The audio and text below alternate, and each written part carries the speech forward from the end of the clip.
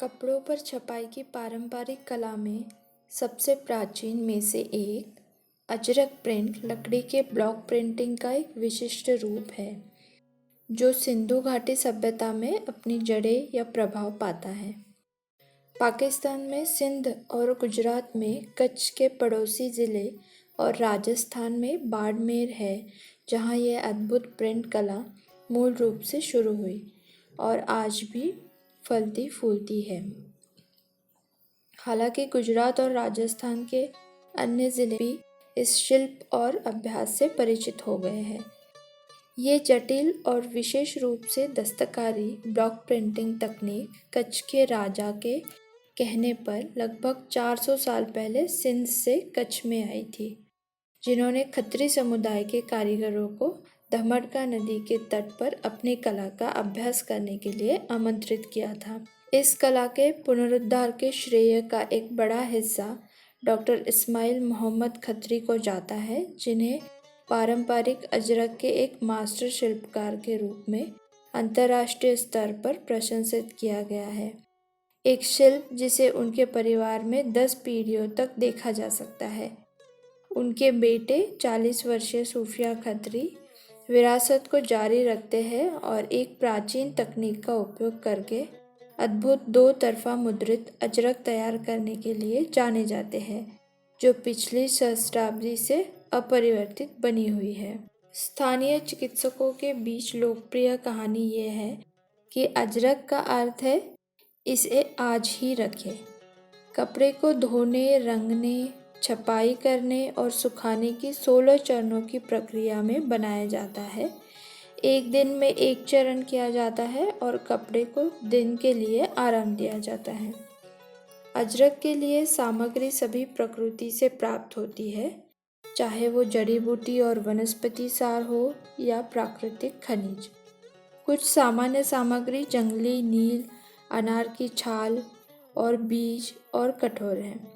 ऊंट के गोबर का उपयोग कपड़े से स्टार्च हटाने के लिए एक घटक के रूप में किया जाता है।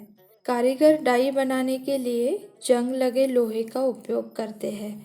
कच्चा लोहा, गुड़ और इमली को 2 सप्ताह के लिए पानी में भिगोया जाता है और फिर अजरक के लिए काली डाई बनाने के लिए आंच पर पकाया जाता है। अजरक छपाई में इस्तेमाल होने वाले प्राकृतिक रंग कपड़े को एक अनूठी विशेषता देता है। गर्मियों के दौरान ये कपड़े छिद्रों को फैलाते हैं, जिससे हवा का गुजरना आसान हो जाता है। सर्दियों के दौरान कपड़े के छिद्र बंद हो जाते हैं, जिससे गर्मी मिलती है। कोई आश्चर्य नहीं, वे कहते हैं कि अजरक साल भर पहनने के लिए उपयुक्त है। ऐतिहासिक रूप से अजरक दोनों तरफ छपा हुआ है।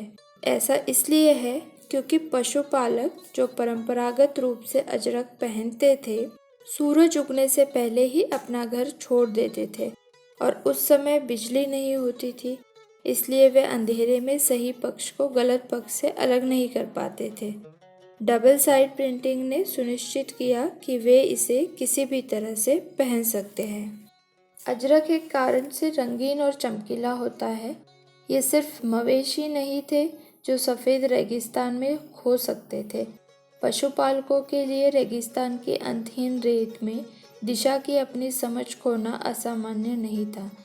चमकीले रंगों ने दूसरों के लिए उन्हें दूर से भी ढूंढना आसान बना दिया।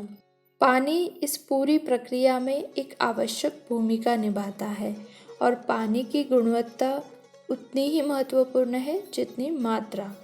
यदि पानी में खनिजों की मात्रा अधिक है तो रंगों का रंग और सांद्रण प्रभावित होता है।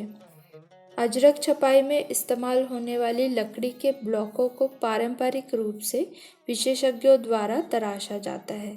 अब कई कारीगरों ने जटिल ज्योमेट्रिक और फ्लोरल पैटर्न में सागौन की लकड़ी के ब्लॉकों को तराशने की कला में महारत हासिल कर ली है।